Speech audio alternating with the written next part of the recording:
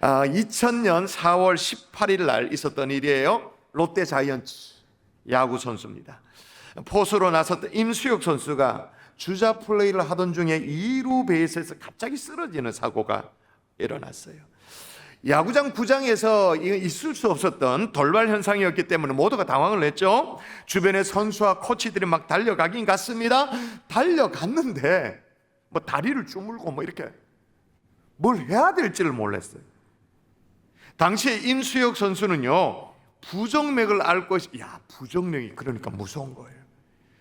그때 부정맥이 발작을 일으킨 거예요. 일어나게 되는 거죠. 그럼 뭐 해야 되냐? 즉시 심폐소생술을 비롯한 응급 조치에 들어가야 되는데 뭐 다리 주무르고 뭐 이렇게 하다가 우왕좌왕하다가 골든타임을 놓쳐버린 거예요. 나중에 병원으로 이송을 하긴 했습니다. 근데 어떻게 됐을까요? 장시간 심장이 안 돌았기 때문에, 피가 안 돌았기 때문에 어떻게? 뇌 데미지가 가게 되죠. 뇌에 산소가 공급 안 됨으로 말미암아 깨어나긴 하는데 식물인간 상태로 깨어나게 되신 거예요. 현장에 구급차도 없었습니다. 그리고 제대로 대응할 수 있는 의료진도 제대로 갖춰져 있지 않았습니다. 이 사건 이후로 이제 야구장에, 스포츠 경기장에 앰뷸런스를 상시 대기하도록 하는 그런 계기가 마련되긴 했습니다만은 식물인간으로 10년 동안 살다가 2010년 2월 달에 42살의 나이에 세상을 떠나버렸어요. 너무 안타까운 죽음이었죠. 근데 비슷한 사건이요, 비교적 최근에 2021년 6월 달에 또 일어났습니다. 2021년 6월. 그건 유럽의 축구장 경기장, 축구 경기장이 일어났어요. 그때 유로 2020 본선 경기였는데 조별리그 1차 경기 여전이었습니다. 덴마크와 핀란드의 A매치 경기였어요. 덴마크에 크리스찬 에릭슨이라는 선수가 있었는데 갑자기 쓰러진 거예요. 다른 선수와 이렇게 신체적인 충돌, 접촉 이런 거 전혀 없었는데 자기 혼자 쓰러진 거예요. 심장마비였던 겁니다. 이 쓰러진 엑슨에게 달려드는 이 주장이 말려 들어간 혀를 뽑아내주죠. 그러면서 기도를 확보해줘. 그리고 CPR에 들어갔습니다. 그리고 심판은 진짜 빨리, 4초라고 말하는데 제가 보기에는 4초보다 훨씬 더 빨랐던 것 같아요. 정말로 빨리 의료진을 콜해서 필드 안으로 들어오도록 그렇게 합니다. 또 다른 선수들은 이 미디어의 노출, 이 프라이버시니까 미디어에 노출이 되어지지 않도록 주변을 막아서서 둘러싸죠. 그러고 그렇게 경기가 중단된 사이에 관중들은 크리스찬 에릭슨 외치면서 응원을 해요. 이 소식이 또 다른 경기장에 이제 전해져서 그의 등번호가 23번이었던 것 같아요. 뭐 23 이렇게 표시하면서 응원을 이어가고, 자, 이와 관련된 영상을 한번 보도록 하겠습니다.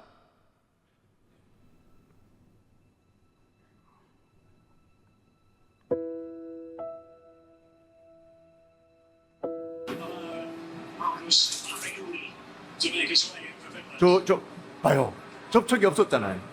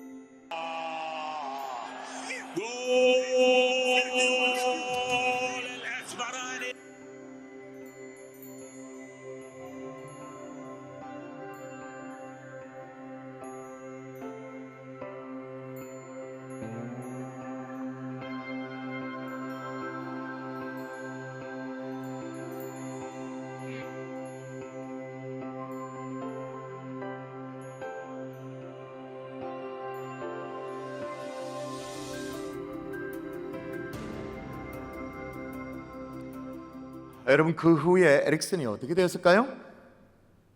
1시간 만에 일어납니다. 한쪽은 임수혁 선수는 식물인간이 되었는데 에릭슨은 지금도 맨유의 현역 선수입니다. 맨체스터 유나이티드의 현역 선수로 뛰고 있어요. 차이가 뭐죠? 골든타임.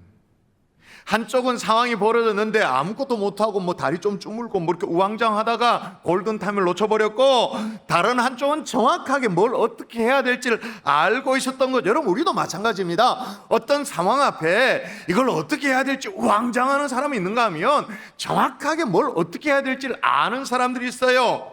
여러분 우리의 태신자들도요, 어쩌면 영적으로 심폐소생술이 필요한 그런 사람들이잖아요. 그런 와중에 우리가 오늘 태신자에게 전해줄 이 초청장을 받아들었어요.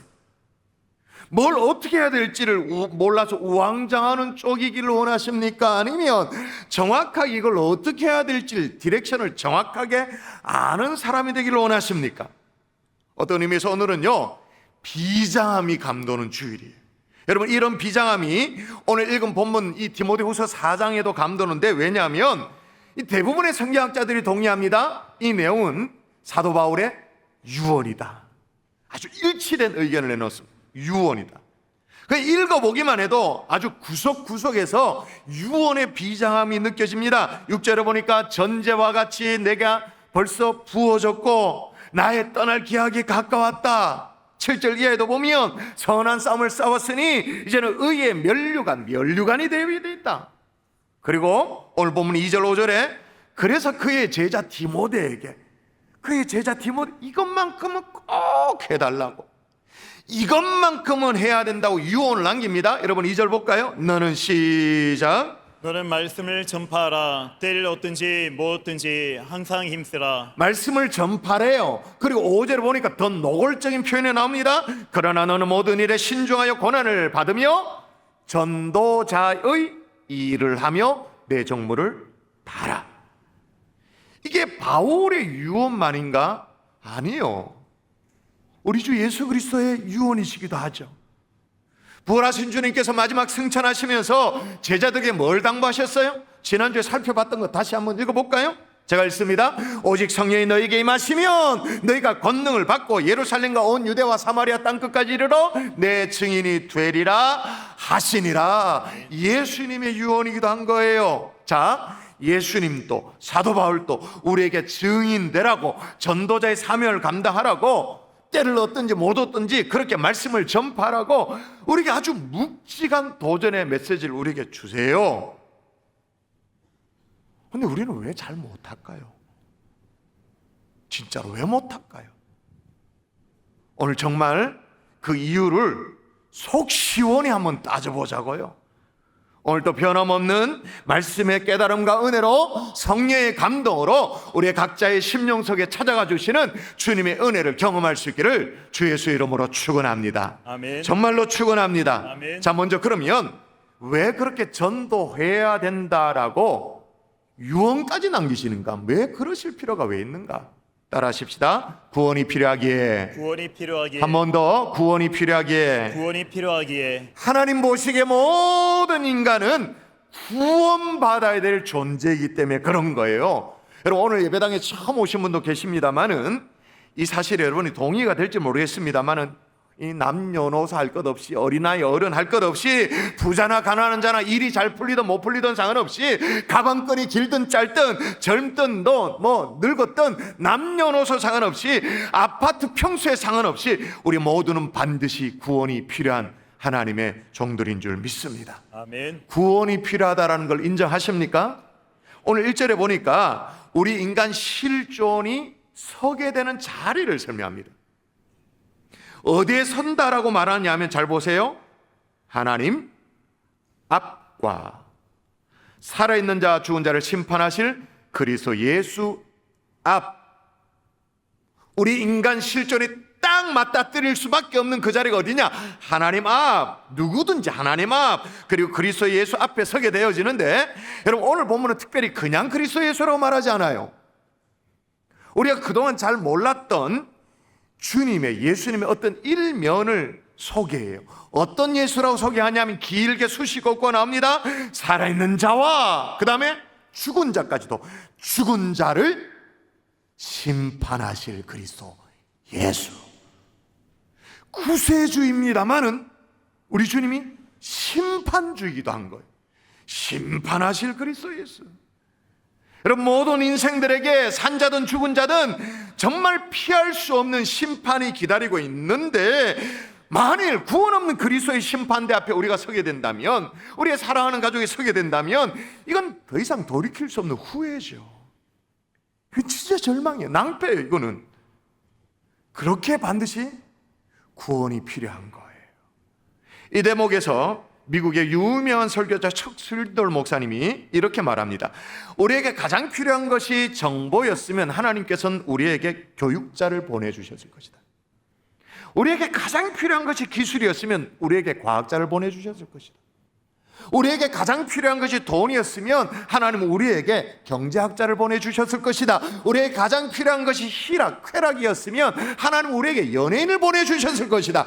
그러나 아니다. 우리에게 가장 필요한 것은 구원이기에 하나님은 우리에게 구원자를 보내주셨다. 아멘이십니까? 아멘. 우리를 죄에게서 건져내실 구원자, 우리의 죄값을 대신 짊어지실 예수 그리스도를 이 땅에 우리 가운데 보내주신 거예요. 성경은요, 언제나 사람들을 보는 눈을 이걸 훈련시킵니다. 우리가 사람들을 어떤 눈으로 바라보느냐? 심판받을 준비가 되어 있느냐 아니냐? 준비가 되어 있느냐 아니냐? 이거죠. 세례 요한도 그렇게 합니다. 심판 앞에 준비되지 못한 사람을 어떻게 비유하냐면, 나무가 있는데 나무에 그루터기에 도끼가 놓여져 있는 것과 똑같다. 아직 도끼가 찍어서 넘어뜨리지 않았지만 결국에는 찍혀서 불에 던져지는 그런 운명과도 똑같다. 그루터기에 도끼가 놓였다. 또 타장을 하는데 말이에요, 타장 마당에서 도리깨질을 하면서 이제 타장을 하는데 쭉정이와 같다는 거예요. 지금 다 괜찮아 보이지. 다 알고 깎고 멀쩡해 보이고 뭐 괜찮고 뭐 이렇게 괜찮아 보이죠. 근데 심판의 바람이 불면 어떻게 해요?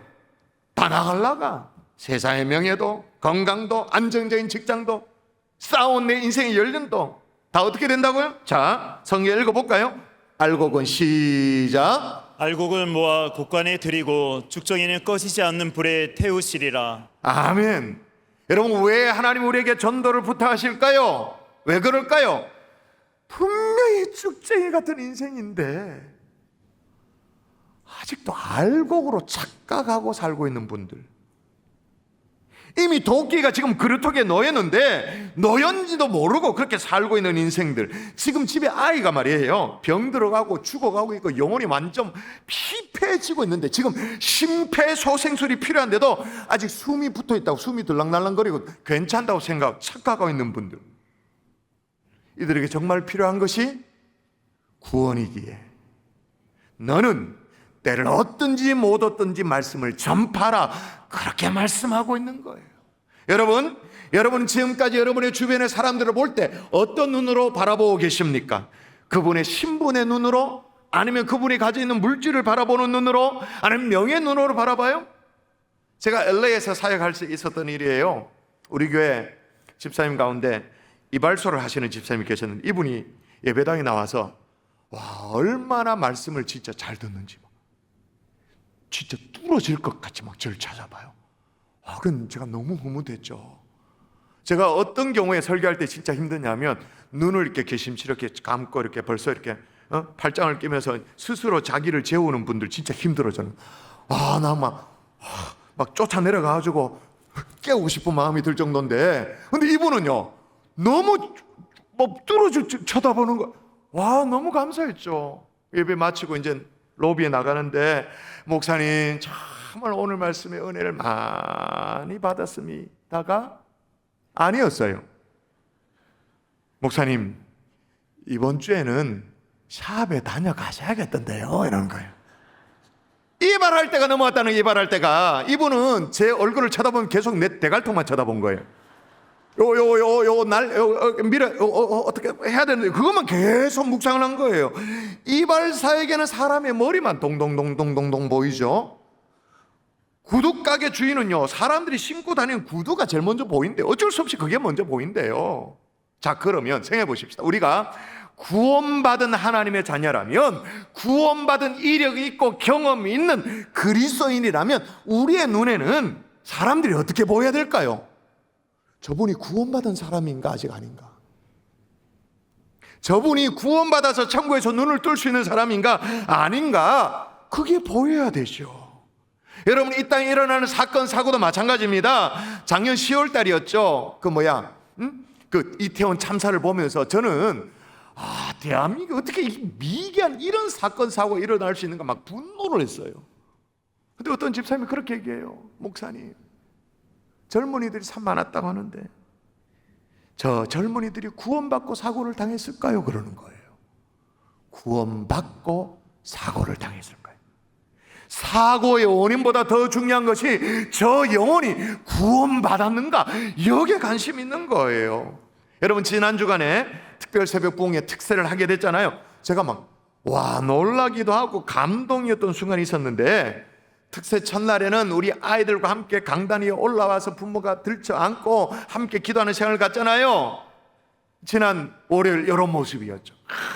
강단 위에 올라와서 아이들 끌어안고, 여러분, 저렇게 강단 기도의 자리에 겸손히 무릎 꿇을 줄 아는 어머니가 있는 그런 부모가 있는 집, 기도할 줄 아는 그런 부모가 있는 집, 절대 망하는 법이 없는 줄 믿습니다.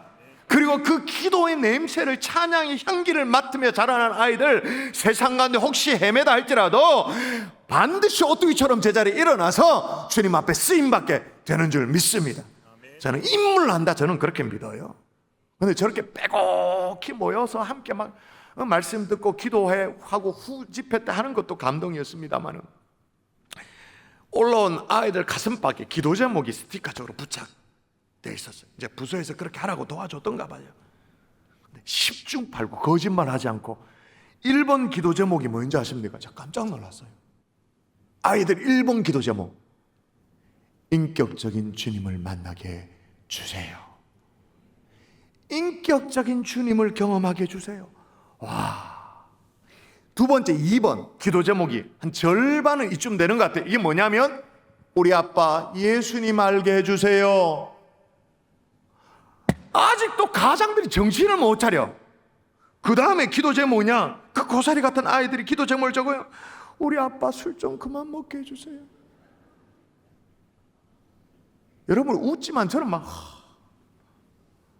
마음이 무너져. 우리 아빠 제발 술 좀 그만 먹게 해주세요. 애가 뭘 한다 그걸 가슴팍에 적어가지고 목사의 기도 받는다고 올라왔을까요? 세 번째 기도 제목 뭔지 아십니까? 내 태신자 구원받게 해주세요. 내 짝꿍 이번에 예수 믿게 해주세요. 그게 이들의 기도 제목이에요. 여러분, 하나님이 어떤 교회를 사용하실까요? 하나님이 어떤 영혼을 들어 사용하실까요? 어떤 가정을 붙들어 사용하실까요? 저는 믿습니다. 그런 아이들, 그런 가정 붙들어 사용하신다고 저는 믿습니다. 아멘. 자, 그럼 진짜 나눠보십시다. 그토록 간곡하게 부탁을 했는데도 왜 우리는 전도를 잘 못할까요? 아니, 왜 안 할까요? 때가 이르렀기에, 따라하십시다. 때가 이르렀기에. 내가 이르렀기에. 오늘 3절과 4절에서 그 원인을 찾아주실 수 있어요. 제가 한번 읽어볼게요. 잘 보세요. 때가 이르리니, 때가 이를 거라고 미래형으로 얘기해서 때가 이르리니 사람이 바른 교훈을 받지 아니하며 귀가 가리워서 자기의 사욕을 따를 스승을 많이 두고 또 그 귀를 진리에서 돌이켜 허탄한 이야기를 따르리라 라고 그렇게 말했어요. 여러분, 적어도 경산중앙교회 성도라면 정상적으로 등록하고 정상적으로 몇 년 신앙생활을 했다면 전도를 안 해본 성도는 없죠?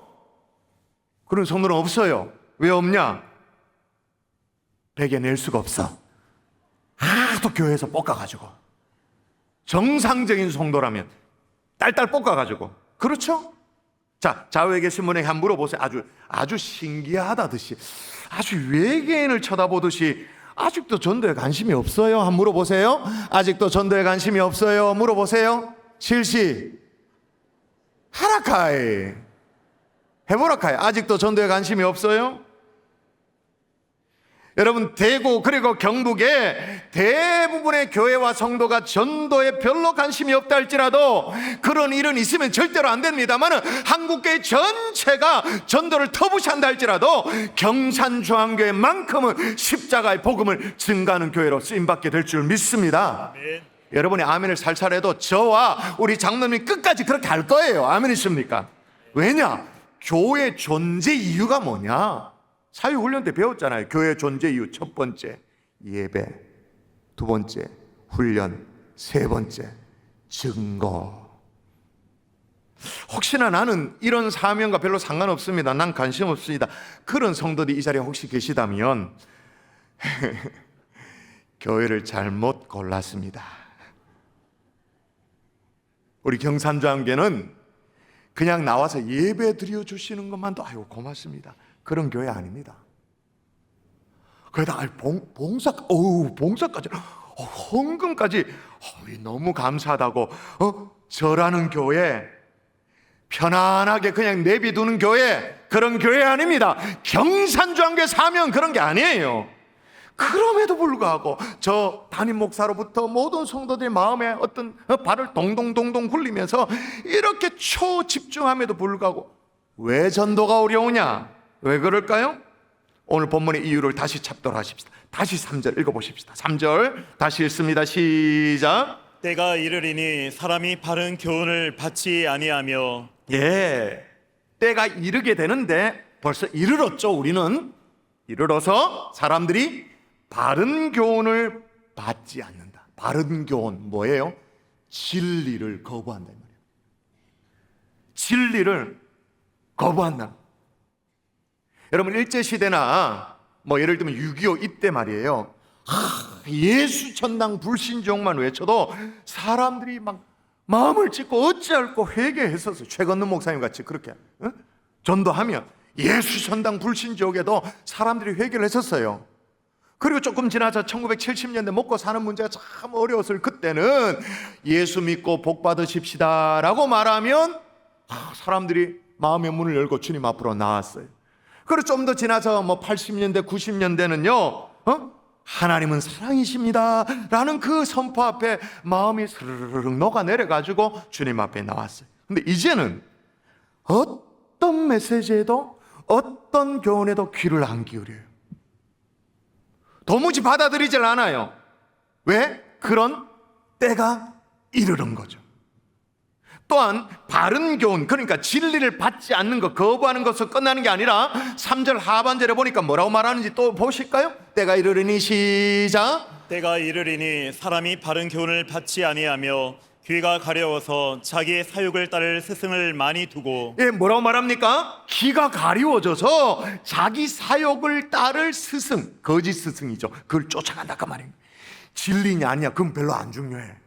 여러분, 사회적으로 신천지가 이렇게 지탄을 받고 이단들을 그렇게 문제시다 그렇게 지탄을 받고 있는데 여전히 사람들이 휙 넘어가 버려. 왜? 자기 사욕을 채워주기 때문에.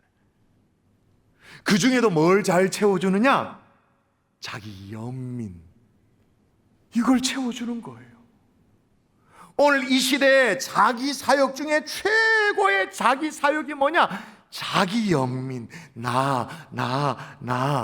다른 말로 말하면 예민함. 이 예민함이 아주 극에 달한 시대가 오늘날의 시대예요. 여러분, 예민함과 민감함의 차이를 좀 아십니까? 예민함, 민감함.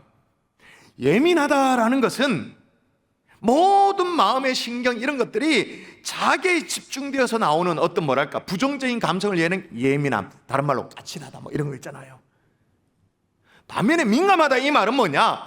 이웃의 필요에 대해서 집중할 때 나오는 긍정적인 마음의 어떤 신호예요. 사랑의 감성인 거죠. 예수님은요 민감하셨지만 예민하지 않으셨어요. 예수님은 수많은 사람들 사이에서도 그 간절한 마음으로 예수님의 옷자락을 잡고자 하는 그 혈루병 여인 그 손길에 민감하셨어요. 수많은 사람이 있었습니다. 호산나 호산나 막 그랬습니다. 그렇지만 뽕나무 위에 올라간 그 삭개오에 대해서 민감하셨어요. 이런 종류의 민감함을 문학 작품에서도 우리가 경험할 수 있습니다. 너무나도 잘 표현 작품인데 윤동주 시인의 서시, 죽는 날까지 하늘 우러러 한 점 부끄러움이 없기를. 잎새에 이는 바람에도 나는 괴로워했다. 별을 노래하는 마음으로 모든 죽어가는 것을 사랑해야지. 그리고 나에게 주어진 길을 걸어가야겠다. 오늘 밤에도 별이 바람에 스치온다. 윤동주 시인은 자신의 소원이 잘 먹고 잘 사고 편안한 삶 이런 게 아니었어요. 하늘을 우러러 한 점 부끄러움이 없는 그런 삶을 사는 거예요.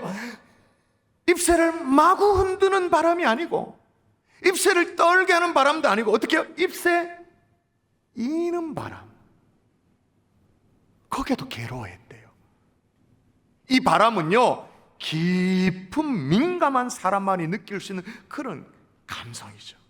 예수님도 잎새에 이는 바람결에도 민감하시면서 죽어가는 영혼들을 살려내셨던 거예요.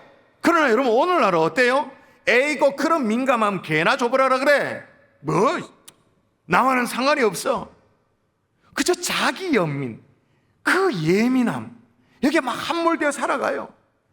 이웃 사람들, 이웃의 영혼들의 고통에는 동감하면서 누군가 내 손가락에 가시 하나 찌른 것, 그거 가지고 몇 날 며칠을 되새기면서 예민하게 살아가요. 건드려진 내 자존심, 내 새끼, 자기 연민에만 쩔쩔매며 살아가요. 그래서 교회도 성도들의 열민을 달래주는 목회를 해. 우쭈쭈, 우쭈쭈, 우쭈쭈, 그런 목회를 해요. 그리고 이걸 누가 잘하냐? 이단들이 너무너무 잘해. 기기묘묘하게 다가옵니다. 슬쩍 이런 부분, 자기 연민의 부분, 이런 걸 쓱 건드려줍니다. 그랬더니 위로를 받는 거예요. 그럼 뭐라고 말하면, 교회는 매정하고 차가운데 여기는 참 따뜻한 공동체인 것 같다라고 말하는 거예요. 진리냐 아니냐 그건 상관이 없어요. 자기 연민이 채워지느냐 아니냐, 자기 욕심 때문에. 여러분, 우리 주님 분명히 야고보에서 참 경건이 어떤 것이라 설명해놨어요. 참 경건 읽어볼까요? 읽습니다. 시작. 하나님 아버지 앞에서 정결하고 더러움이 없는 경건은 곧 고아와 가부를 그 환난 중에 돌보고 또 자기를 지켜 세속에 물들지 아니하는 그것이니라. 아멘. 여기 보니까 하나님 앞에 정결하고 더러움이 없는 경건, 그러니까 참 경건은 뭐냐? 고아와 가부를 돌아보는 것이다. 여러분, 오늘날 고아와 가부가 어디 있습니까? 여기 말하는 고아와 가부가 뭐예요? 하나님 아버지를 알지 못하고 고아처럼 살아가고 있는 우리의 대신자들. 영원한 우리의 신랑 대신 주님이 계시는데, 예수님이 있는데 예수님을 알지 못하고 과부처럼 살아가고 있는 우리의 대신자들, 이들에게 우리의 민감함이 필요한 거예요. 여러분, 윤동주 시인의 이 서시는요, 첫째 예언이 과거형으로 끝납니다. 괴로워했다. 둘째 예언은 미래형으로 끝납니다. 걸어가야겠다. 마지막 행은 오늘 밤에도 별이 바람에 스치온다. 현재형이에요. 오늘 이 시대는 깊은 밤에 별이 되어 어둠을 비춰줄 사람들이 필요한 거예요. 자기 자신에서 예민하여 가지고 이걸 괴로워하는 그런 사람이 아니라 이웃과 죽어가는 영혼들에 대한 그 아픔에 민감하여서 별이 되어 비춰줄 수 있는 그런 사람들이 필요한데, 저와 여러분이 그런 사람 되면 안 될까요? 그런 사명을 감당하면 안 될까요? 여러분, 그럼에도 불구하고 세상은 분명합니다. 기가 가리워서 자기 사욕을 쫓습니다. 그렇게 쫓은 결과 어떻게 되냐? 오늘 성경 있는 그대로 보세요. 어떻게 되냐? 또 읽어볼까요? 또 시작. 또 그 교회를 진리에서 돌이켜 허탄한 이야기를 따르리라. 허탄한 이야기를 따른다. 아무리 많이 공부해도, 아무리 똑똑해도, 지 잘난 맛에 사는 것 같아도 허탄한 얘기를 따른다. 여러분, 특세 은혜 나눔 게시판에 정말 좋은 글들이 많아서 정말 제가 은혜를 받는데, 어떤 성도가 올려준 글 가운데 이렇게 있어요. 저는 두 딸아이를 키우고 있는 워킹맘입니다. 사춘기에 접어든 큰딸과 초등학교 이제 입학한 딸아이 둘을 키우면서 아이가 커갈수록 이 세상에서 보석 같은 아이들을 어떻게 키워하나 매번 고민합니다. 한날 우연히 첫째 딸의 핸드폰 카톡방을 보고 충격을 받았습니다. 아이들께 하는 대화 내용에는 너무나도 아무렇지 않게 욕이 난무했고 죽인다, 죽는다라는 말을 너무 함부로 하는 아이들을 보면서 처음에는 황당하고 서서히 화가 나기 시작했습니다. 아이에게 이게 뭐냐 따지시 물으니 원래 아이들끼리 이런 말을 쓴다고, 자기도 친구가 어울리다 보면 그렇게 된다고 답변해. 참 허무하더군요. 모태신앙인 제가 그래도 바르게 키운다고 저도 나름대로 노력했는데 그 노력이 아무것도 아닌 것처럼 되어지는 것 같아서 참 속상하더라고요. 연신 뉴스에 나오는 10대 아이들에 일어나는 그 폭력, 마약, 우울증, 자살 등 보고 싶지 않는 뉴스들이 쏟아나오는 걸 보면서 내가 이 세대 아이들의 삶과 문화에 참 무지했구나라는 생각이 들었고, 어른으로서 나는 이 아이들에게 무엇을 하고 있어야 하는가 생각이 들었습니다.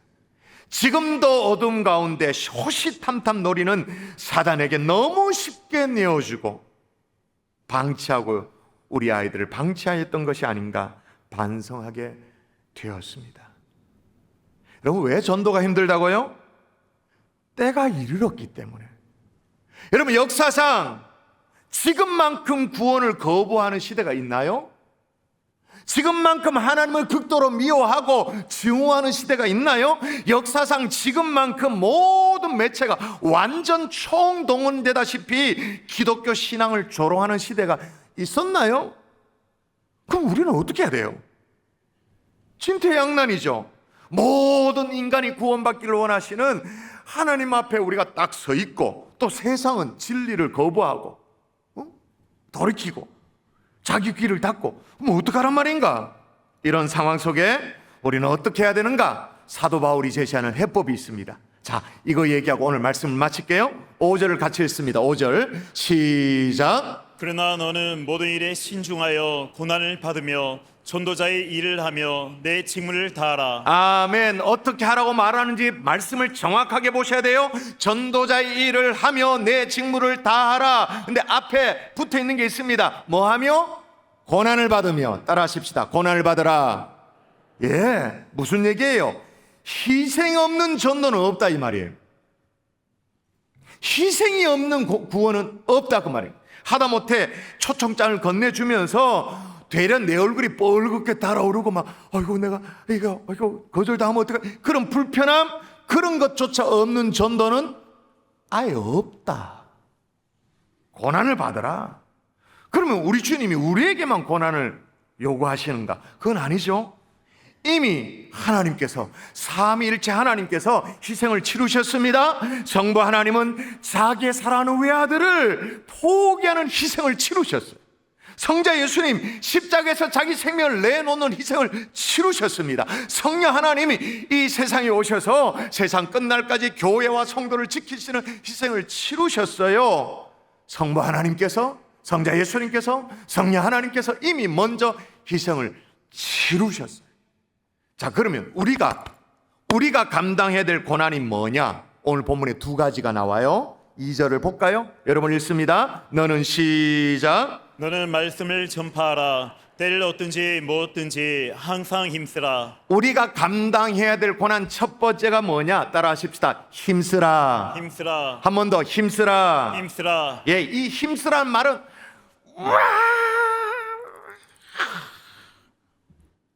가 아닙니다.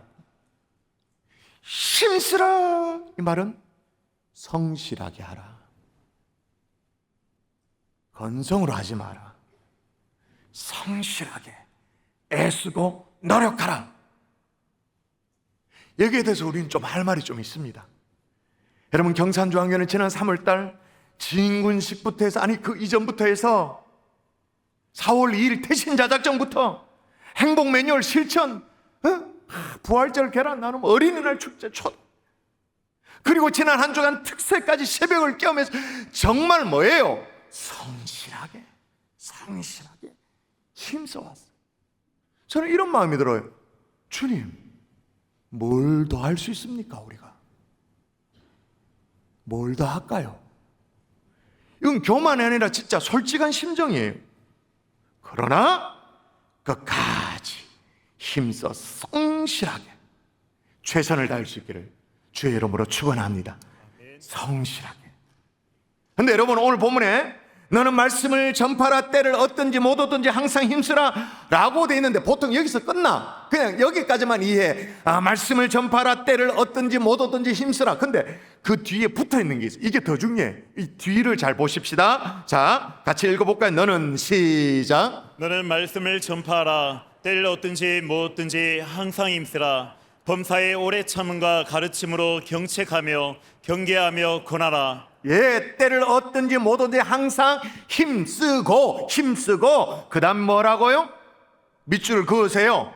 권하라. 우리가 감당해야 될 두 번째 권한이 뭐냐? 권하라. 여기 권하라의 앞에 경책하며 경계하며 권하라. 앞에 있는 경책 경계는 다 수식 없고예요. 중요한 건 뒤에 있는 이 동사예요.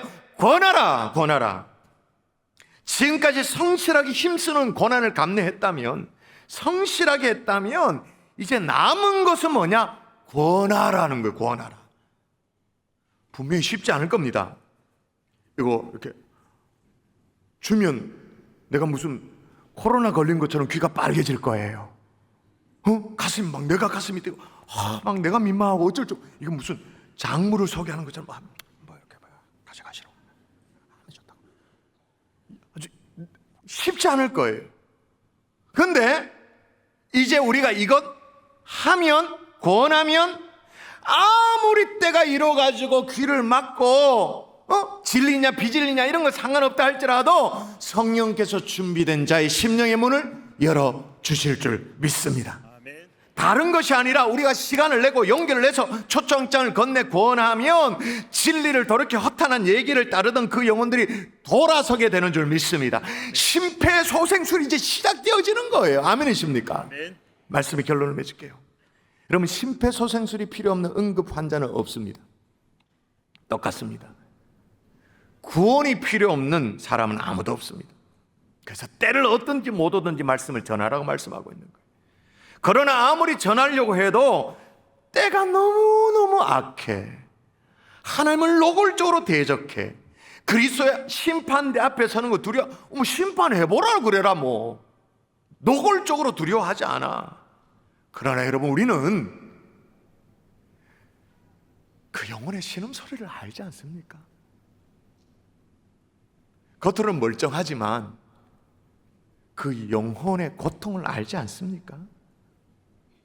그래서 어떻게 해요? 힘써 구원하는 거죠.